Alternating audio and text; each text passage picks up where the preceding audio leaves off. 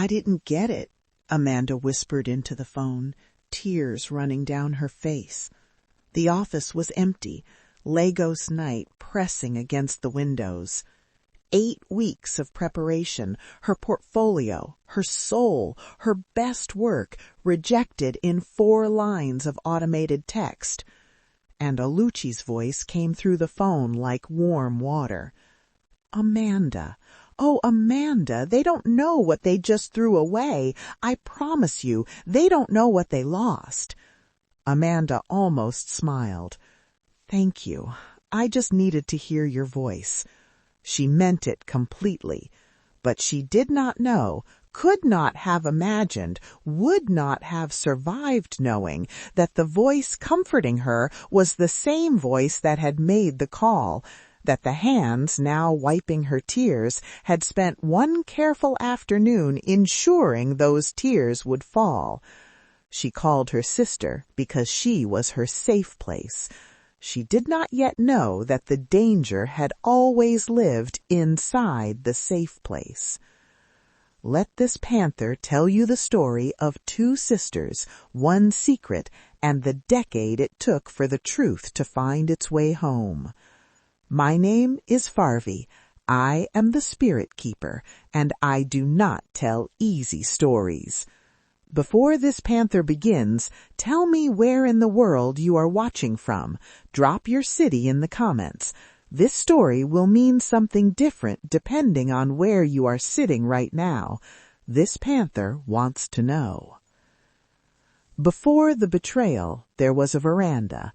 Every evening in their family compound in Lagos, Mama Okafor would sit between her 2 daughters as the street settled into night. Amanda on her left, Oluchi on her right, and she would talk to them the way a woman talks when she knows time is not promised. Mama Okafor was a seamstress. She could read fabric the way other women read faces, knowing where the weakness was, where it would tear, where it needed reinforcing before the pressure came, and she could read her daughters the same way. She could see what nobody else saw, the way Oluchi's eyes moved when Amanda was praised. Not hatred, nothing so simple as hatred, something quieter and more dangerous, a small private deflation, like a candle in a room where someone had just turned on all the lights. She never accused Oluchi. She never diminished Amanda to protect Oluchi's feelings. She did something harder than both. She sat between them and she told the truth. You are not in competition, she said one evening, her voice carrying the weight of everything she had seen and everything she feared. What belongs to one of you belongs to both of you. What hurts one of you hurts both of you. Promise me on everything I am to you that nothing will ever come between this bond. No man, no money, no opportunity, because one day I will not be here to remind you. Both girls promised. They meant it completely, in the way that young people mean things before life tests the meaning. Mama Okafor died of breast cancer when Amanda was 24. Their father followed her 14 months later, a heart that simply ran out of reasons to keep the pace. 2 funerals in 14 months, 2 daughters left holding nothing but each other. And for years, for many, many years, that was enough. Amanda was a UX designer. If you do not know what that means, let this panther explain it simply.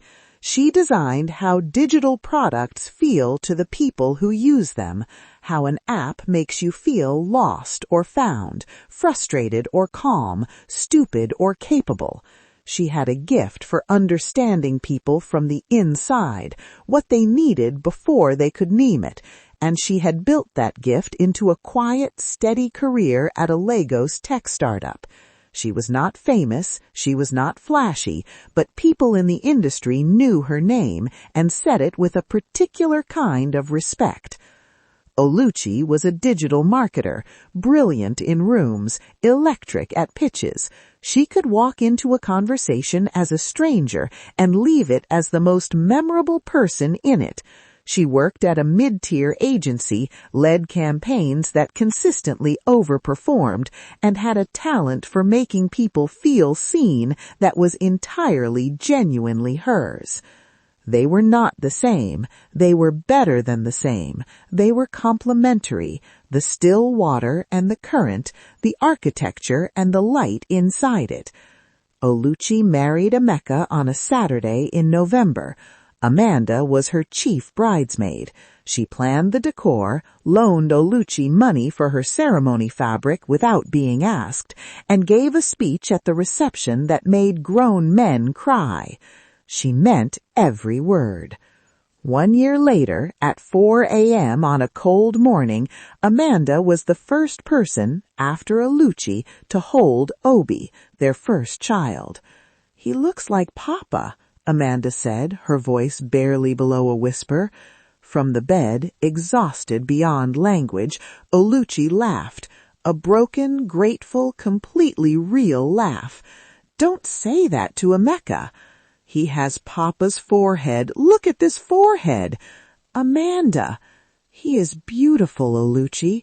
She looked up from the baby to her sister, tears blurring her vision so quickly.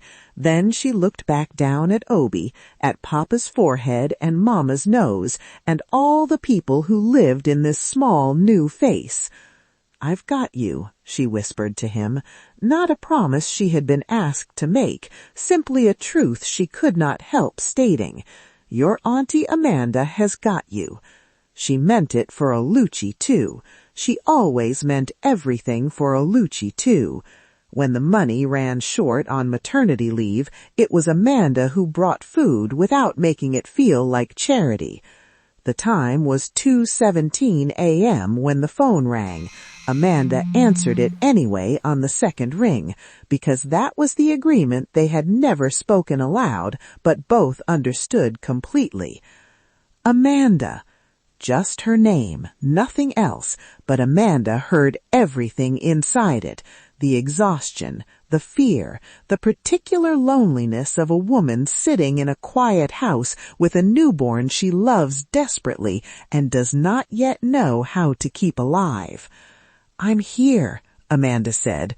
She did not ask what was wrong. She did not say, "It's 2 a.m." She simply said, "I'm here." "He won't stop crying," Oluchi whispered. "I've tried everything. I've fed him. I've changed him. I've walked him up and down this corridor until my legs— Amanda, I don't know what I'm doing. I don't know how to do this." "You are doing it," Amanda said quietly. "Sitting with him at 2 a.m. even when you are this tired. That is doing it, Oluchi. That is exactly what it looks like." A small sound on the other end, half laugh, half something that had been waiting to break all day. "Emeka is traveling," Oluchi said. The way she said it held everything she was not saying. "I know," Amanda said. "I'm coming." "Amanda, it's the middle of the—" "I'm coming." She arrived 40 minutes later with a cooler bag, jollof rice, fried plantain, a container of pepper soup that Oluchi had not asked for and needed more than she knew. She took Obi from Oluchi's arms with no ceremony. She pointed at the bedroom door. "Go and sleep." "But—" "Oluchi." One word, Oluchi went. Amanda stood in that small living room in the middle of the night, holding her nephew, rocking him slowly, and did not think once about the sleep she was losing or the morning she would have to face. Amanda answered, every time, without keeping score, because that is what safe places do. They hold you without charging you for the holding. This panther needs you to pay attention now, because this is the moment everything changes, and it will happen quietly. The worst moments always do. Amanda was 30 years old when she found the fellowship. a prestigious international UX design placement run by a London-based innovation firm, 2 years fully paid, salary in pounds, and a portfolio showcase at the end that the industry considered career-defining. It was the door, the one door of that size she had ever stood in front of. She spent 8 weeks preparing, nights after her day job, weekends. She sent Oluchi sections of her personal statement over the phone. She sent Oluchi her portfolio drafts asking for feedback. She was nervous and open and completely, catastrophically trusting. Oluchi listened to all of it, said all the right things, asked all the right questions, and somewhere underneath the genuine pride she felt for her sister, in a room of herself she had never cleaned out properly, something else was also moving. Her agency had just lost its biggest client. Her career felt stalled in a way that working harder could not fix. Emeka's salary stretched less far than it used to with 2 children in the house. The future she had imagined for herself felt like it was behind a door she could not find. And then her sister described, in loving detail, exactly where the door was, and left the key on the table. Oluchi had Amanda's portal login. Amanda had shared it months earlier casually for a different task. She knew the portfolio work intimately. She had watched it being built for years. She did not decide to do it in one dramatic moment. It happened in increments, the way the worst moral failures always happen. I just want to take a look. Let me just see what the standard is. And soon it became, Amanda is already talented. She's already getting noticed. Other opportunities will come for her. They always do. But this might be the only door this size I ever find. One application. It cannot hurt that much. She will never know. On the day Amanda traveled up country for a routine family matter, a trip Oluchi had suggested she not delay, Oluchi opened the portal, withdrew Amanda's submission, rebuilt it under her own name, closed the laptop, then went to give Obi his evening bath. She did not feel like a thief. She felt like a woman who took a chance. If you are feeling what this panther thinks you are feeling right now, hold it. It gets heavier before it gets lighter. Like, share this video, and stay with Farvi. This story is not finished with you yet. It has barely even begun. The automated email arrived on a Thursday. Amanda was still at her desk when it came. 6:47 p.m., the office emptying around her, Lagos traffic building its familiar evening chaos below the window. She had been checking her email with the specific obsessive frequency of someone waiting for news that could change everything. Refreshing, waiting, refreshing again. Then the notification.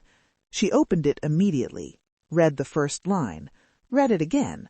The office sounds continued around her, a phone ringing 2 desks away, a door closing, someone laughing in the corridor, the world carrying on with complete indifference to the fact that something inside Amanda had just gone very quiet. She read the full email, 4 lines, professionally worded, deeply impersonal, the kind of rejection that had clearly been drafted to say nothing specific so that it could be sent to everyone. After careful consideration of all applications received, we regret to inform you. She closed the laptop. She sat with her hands flat on the desk and looked at nothing for a long time.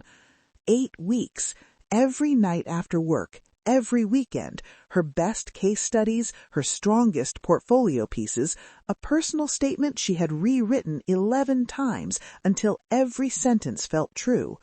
She had believed, genuinely believed, that the work was good enough, that she was good enough. The question arrived before she could stop it. What is wrong with me? She picked up her phone. She did not call anyone else first, did not sit with it privately, did not wait until morning when the rawness might be slightly less raw. She called the one number that had always been the answer to every version of this question. It rang twice. Amanda, I was just thinking about you. I didn't get it. A beat of silence, then Oluchi's voice shifting, the social warmth falling away, replaced with something that sounded completely like real concern. "What? Amanda? The fellowship?" "Yes." "No." Oluchi's voice was firm with disbelief, convincingly, devastatingly firm. "No, that is not right. That cannot be right. Your portfolio, Amanda, your work is—" "It doesn't matter," Amanda said. Her voice was steady in the way that voices are steady when the person speaking them is holding something very heavy, very carefully. "It matters," Oluchi said. "It matters because they are wrong. Whoever reviewed your application and made that decision is wrong. Do you hear me? They don't know what they just threw away. I promise you, Amanda, I promise you they don't know what they lost." The words landed exactly where Oluchi intended them to land, exactly where they always landed when Oluchi spoke to her sister with that particular certainty, that unwavering, unconditional, "you are extraordinary" certainty that Amanda had been breathing in since childhood. "Thank you," Amanda said quietly, something in her chest loosening just slightly. "Always," Oluchi said. "Call me any time. You know that." "I know." "Amanda." "Yes?" "I love you. You know that." "I know," Amanda said. "I love you too." She hung up, sat for one more moment in the quiet office, then gathered her things, turned off her desk lamp, and walked out into the Lagos evening, carrying a rejection she believed was about her ability, not knowing it was about her sister's fear, not knowing it would be another decade before she understood the difference. This panther wants you to hold something. Every word of comfort Oluchi spoke on that call was true. Amanda was good enough. The committee did not know what they lost. Other opportunities were possible. Every true thing Oluchi said, she said standing inside a lie she had built that morning. That is the particular cruelty of betrayal by someone who loves you. The love is real. The knife is also real. And you cannot always tell which one they are handing you. Oluchi got the fellowship. She went to London, and from London, everything opened. The platform gave her access to global clients, international networks, a credibility stamp that would have taken a decade to build from Lagos. She was genuinely talented. This panther must be fair. The ladder was stolen, but what she built at the top of it drew on real skill. Within a year, she had a senior role at a London brand consultancy, salary in pounds, a flat in Zone 2. She began the visa process for Emeka and the children, and Amanda, good, loyal, boundaryless Amanda, helped with everything on the Nigeria end. Received Oluchi's furniture into storage, managed the flat handover, accompanied Emeka and the children to the airport, stood at the departure gate holding little Dara until the very last moment before the security line, drove home alone, made herself a quiet dinner, told herself this is what love looks like. Oluchi's calls became less frequent within 6 months. Then less frequent became occasional. Then occasional became once a month. Then Christmas. Then the children's birthdays if the time difference cooperated. Amanda told herself it was the adjustment, the new job, the children settling into school, the time difference. She called anyway, left voice notes that went unreturned for days.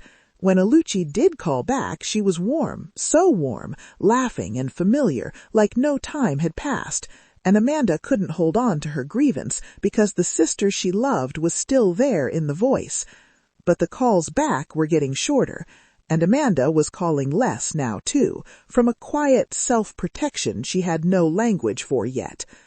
Meanwhile, in London, Emeka was unraveling in the slow, private way that proud men unravel when the world stops confirming their self-image. His Nigerian procurement experience didn't transfer cleanly into the UK job market. He took a position well below his previous level. In Lagos, he was a professional. In London, he was his wife's husband. His social circle, Nigerian men in the diaspora, traditional in the way their fathers were traditional, did not let him forget it, not cruelly, persistently. "Tobina, your miss is the boss now." He found, as such men find, a place where the wound stopped hurting, a woman who needed him, who asked his opinion and followed it, who let him pay for small things and made those small things feel large. Then a second woman, then money redirected, first in small amounts, then in amounts that started affecting the mortgage, a car, jewelry, a standing order Oluchi did not authorize. Lean in now, dear viewer. This panther is about to show you what happens when two secrets live in the same house. Oluchi found it on a Tuesday. A bank notification, a transfer she had not authorized, significant enough to affect their mortgage payment, to an account she did not recognize. She did not call the bank first. She sat at the kitchen table with her laptop open, and she waited. Emeka came home to stillness, the particular stillness of a woman who had stopped pretending long ago, and that woman was ready to rain hell down on Emeka's boxers. She did not look up when he came in, did not greet him, did not move. He set his keys down slowly. "You're home early," he said. "Sit down, Emeka." He sat. She turned the laptop to face him. The bank statement, the transfer, the account number she did not recognize, highlighted in the particular deliberate way of a woman who had been sitting with this information long enough to decide exactly how she wanted to present it. He looked at it, said nothing. "I need you to explain that to me," Oluchi said. Her voice was completely level, clearly from the beginning. A long silence. The refrigerator hummed. Somewhere outside, a car passed. "It was a debt," he said finally, "something I was handling privately." "What debt?" "Oluchi." "What debt, Emeka?" He looked at the table. "It's complicated." "I have time." Another silence. She watched his face move through calculations, what she knew, what she could prove, how much truth was the minimum he could offer and still walk away intact.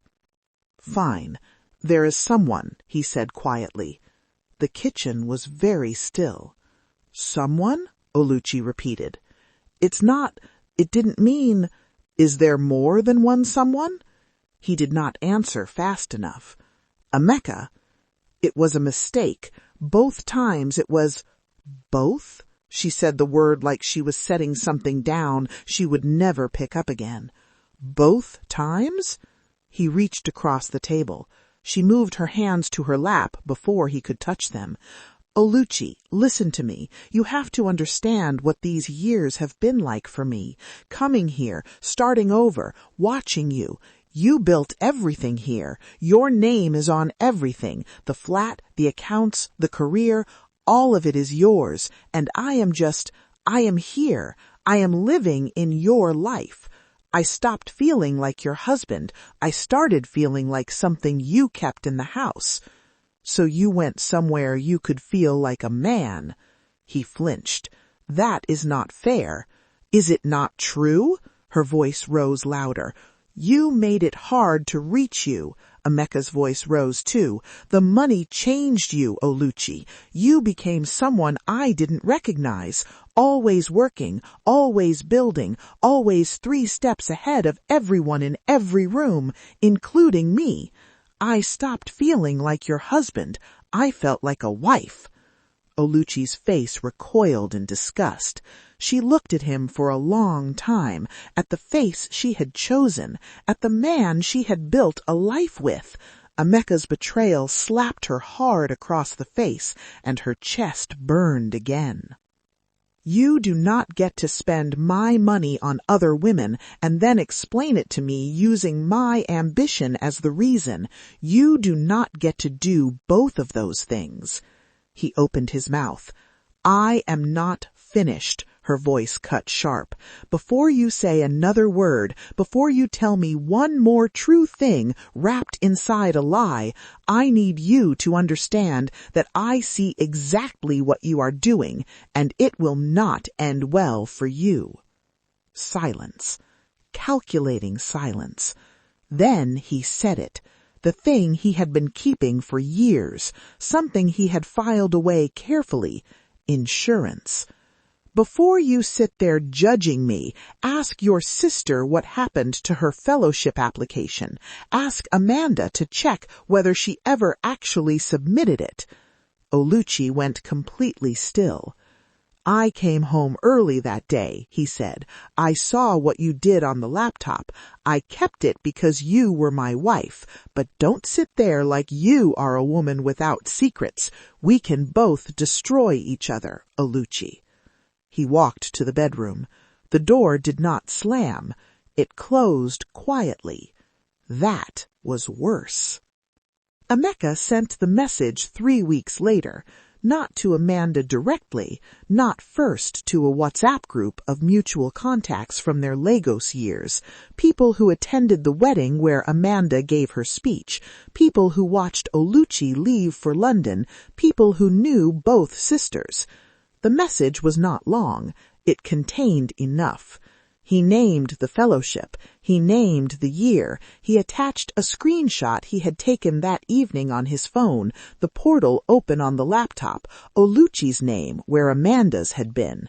Within 3 hours, she received 12 forwarded versions. She read it once, put her phone face down on her desk. Amanda hadn't quite gotten to where she wanted to be yet, but she was more comfortable and content than ever. But after her sister's gut-wrenching betrayal, she sat very still for a long time, long enough that her colleague came to ask if she was all right. She was not all right, but she was also not entirely surprised in the way she expected to be. There was a feeling underneath the shock that she recognized, something she had carried for a decade without knowing its name. The rejection that never quite made sense, the gap between where her peers had reached and where she stood, the question she had asked herself too many times in too many quiet rooms. What is wrong with me? Now she knew. Nothing had ever been wrong with her. Oluchi called within the hour, already crying before Amanda picked up. Amanda, please listen to me. I am listening, Amanda said. Her voice was calm. That calm was the most frightening thing Oluchi had ever heard from her sister. This panther needs a moment with you. Drop a comment right now. Just one word for how you are feeling. One word. This panther reads every single one.